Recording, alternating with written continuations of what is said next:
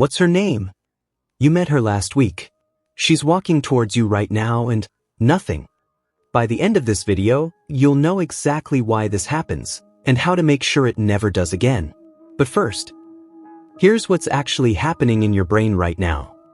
You're thinking, do I look okay? What do I say? Why is the music so loud? Did I lock my car? You see, Sarah's name is just one tiny package in a storm of anxiety. So your brain never saves it. But here's the weird part.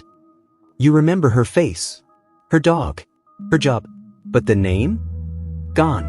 Scientists call this the Baker-Baker paradox. If her name is Baker, it's just a random sound. But if she is a baker, your brain lights up with connections. Names don't mean anything, they're just labels. And your brain only remembers things that connect to stuff you already care about. Which brings us to the real problem. Right now, she's walking towards you, and this is when your brain really betrays you. The moment you realize you should know her name, but now, stress hormones flood your brain.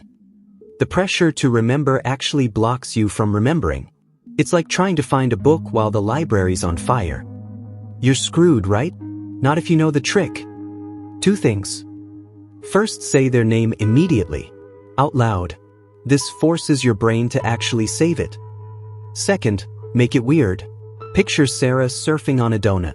The weirder, the better. Your brain remembers weird. Do this, and that name is locked in. But here's something even weirder I just discovered. You can remember every lyric to a song from 10 years ago, but not what you had for breakfast. And the reason involves something called childhood amnesia that's affecting you right now. I'm explaining that in another video. Test this out. Next time you meet someone, say their name immediately and make it weird. Then hit subscribe so you catch the next one. See you then.